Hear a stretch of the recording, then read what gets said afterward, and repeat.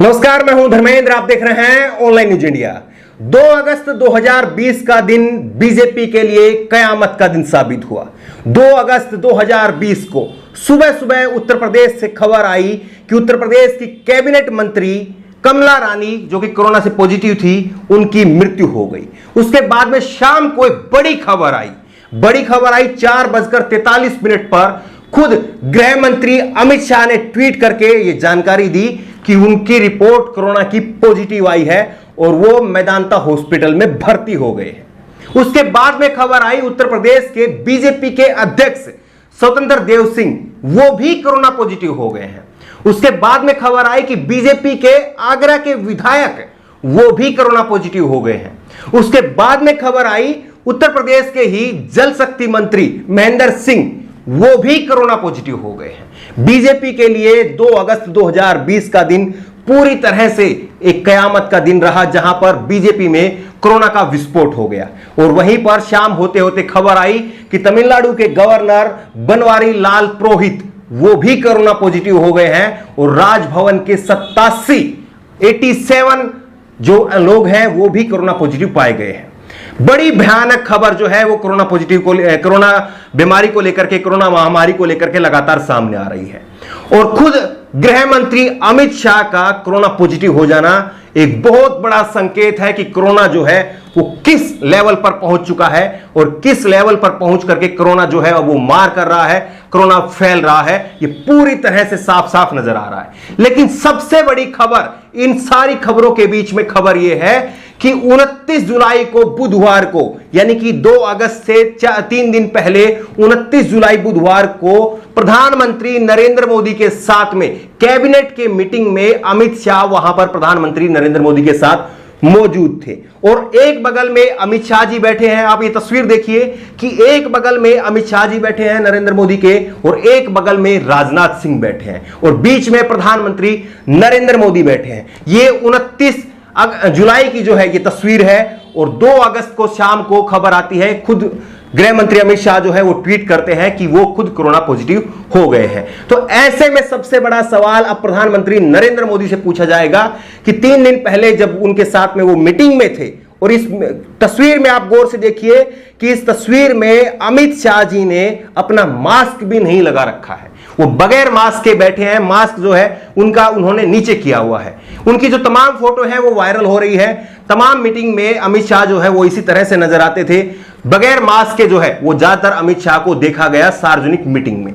लेकिन अब अमित शाह जो है वो खुद कोरोना पॉजिटिव हो गए हैं और गुरुग्राम के मेदांता हॉस्पिटल में वो एडमिट है। सबसे बड़ा सवाल यह है कि वो दिल्ली में थे, तो दिल्ली में एम्स हॉस्पिटल को, सरकारी हॉस्पिटल को छोड़ करके वो मेदांता के प्राइवेट हॉस्पिटल में, जो कि एक अच्छा खासा महंगा हॉस्पिटल है जिसमें आम व्यक्ति की पहुंच नहीं होती है, वहां पर अमित शाह को भर्ती कराया गया है। तो सरकारी हॉस्पिटल की हालत क्या है, सरकारी व्यवस्थाओं की हालत क्या है, ये खुद अमित शाह ने उनकी पोल खोल दी है।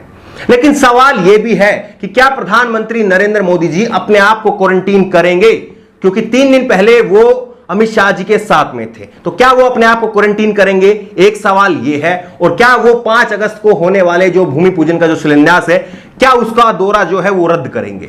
लेकिन एक ट्वीट और वायरल हो रहा है, और वो ट्वीट किसी और का नहीं, खुद भाजपा की नेता बबीता फोगाट का है। बबीता फोगाट का ये ट्वीट जो है वो वायरल हो रहा है। इन्होंने ट्वीट किया था कोरोना के शुरुआती दौर में, और इन्होंने ट्वीट करते हुए कहा था कि तुम्हारे वहां फैला होगा चमगादड़ों से, हमारे यहां तो जो जाहिल शुअर हैं उनकी वजह से कोरोना फैला है। तो ऐसे में क्या आज जिस तरह से कोरोना का विस्फोट हुआ है बीजेपी के अंदर, और जिस तरह से अमित शाह जी खुद कई मीटिंगों का हिस्सा रहे हैं और ना जाने उनकी वजह से कितने लोगों को कोरोना फैल गया होगा, तो क्या बबीता फोगाट जो कि बीजेपी के नेता हैं वो अमित शाह को भी जाहिल शुअर कह करके आज संबोधित करेंगी?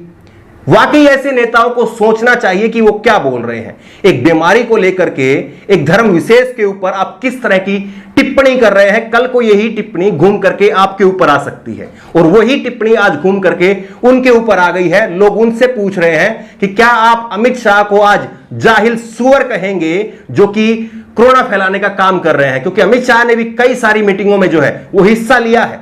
पिछले लगातार जो है कल तक जो है वो मीटिंगों में लगातार हिस्सा लेते रहे हैं। आज उनको लक्षण दिखाई दिए, उसके बाद में उन्होंने जो है वो अपनी टेस्ट रिपोर्ट कराई।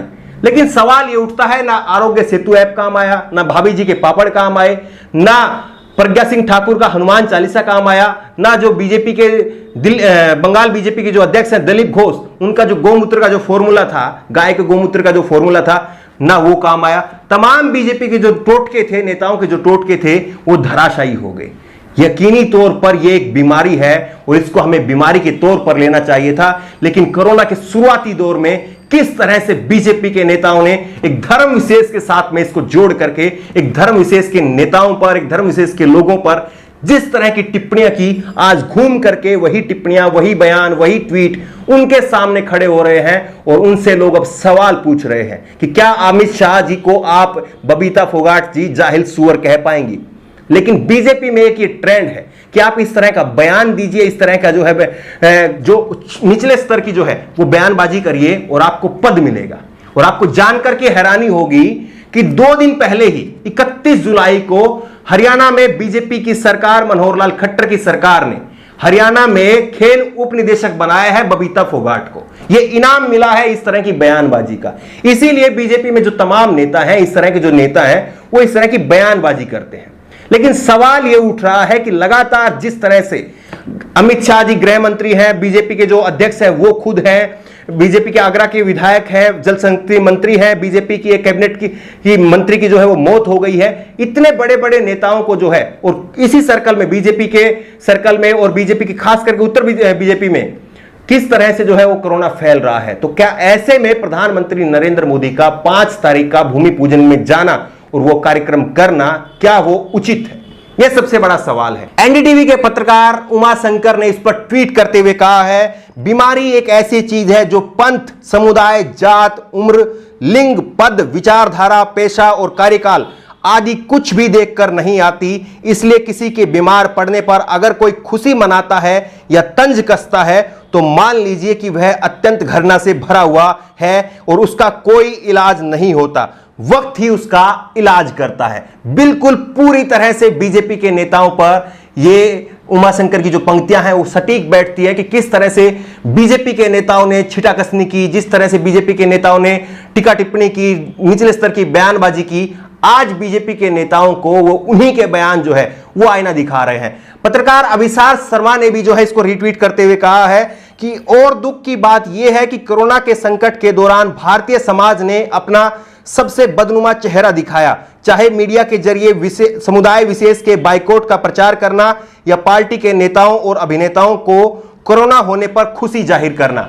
बिल्कुल किसी के भी कोरोना होने पर खुशी जाहिर नहीं करनी चाहिए, क्योंकि एक बीमारी है, वो किसी को भी हो सकती है, वो आपको भी हो सकती है, मुझे भी हो सकती है, किसी को भी हो सकती है।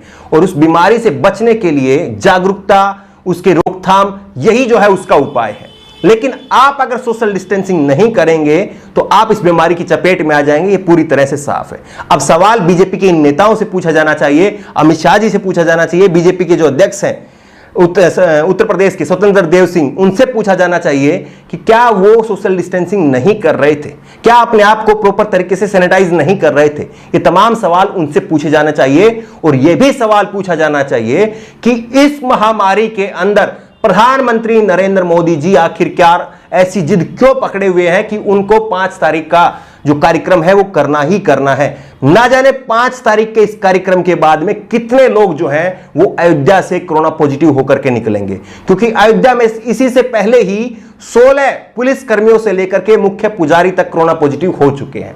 तो ऐसे में प्रधानमंत्री जी को जिम्मेदारी दिखाते हुए इस कार्यक्रम को अब वर्चुअली जो है वो करना चाहिए, इंटरनेट के जरिए इसका शिलान्यास करना चाहिए। अगर वो लोगों की हिफाजत चाहते हैं, अगर लोगों की जान की कीमत वो समझते हैं और अगर लोगों की जान को खतरे में डालना चाहते हैं और केवल परसेप्शन की लड़ाई है और अपनी केवल वोटों की जो है वो सियासत को मजबूत करने वाली बात है, तो प्रधानमंत्री जी वहां पर निश्चित तौर पर जाएंगे। लेकिन अगर जनता की हित की बात है तो प्रधानमंत्री जी को निश्चित तौर पर ये वर्चुअली जो है ये करना चाहिए, इंटरनेट के जरिए करना चाहिए। और सबसे पहले तो प्रधानमंत्री जी जब गृह मंत्री जी के साथ में वो मौजूद थे तो उनको अपने आप को क्वारंटीन कर लेना चाहिए, क्योंकि 29 जुलाई की मीटिंग में वो थे और 2 अगस्त को अमित शाह जो है वो कोरोना पॉजिटिव हो जाते हैं, तो नियम यही कहते हैं, जो कोरोना की जो गाइडलाइंस है वो यही कहती हैं कि अगर आप किसी ऐसे व्यक्ति के संपर्क में आए हैं तो आपको निश्चित तौर पर अपने आप को क्वारंटीन कर लिया जाना चाहिए। लेकिन सवाल यही है कि क्या प्रधानमंत्री नरेंद्र मोदी जी इस दौरे को टालते हैं या नहीं? आपकी राय क्या है? क्या वाकई प्रधानमंत्री नरेंद्र मोदी जी को अब भी अयोध्या के इस दौरे पर जाना चाहिए, भूमि पूजन का जो शिलान्यास है वो करना चाहिए, या वर्चुअली जो है इंटरनेट के जरिए जो है वो इसको किया जाना चाहिए? इस खबर को लेकर के आपकी जो भी राय हो नीचे कमेंट बॉक्स में अपनी राय जरूर दें, और इसी तरह की तमाम खबरों के लिए ऑनलाइन न्यूज इंडिया को सब्सक्राइब करें। धन्यवाद। इस खबर को अभी लाइक करें, शेयर करें, और ऑनलाइन न्यूज इंडिया की सभी खबरें अपने मोबाइल फोन पर सबसे पहले देखने के लिए अभी चैनल को सब्सक्राइब करें और घंटी जरूर दबाएं।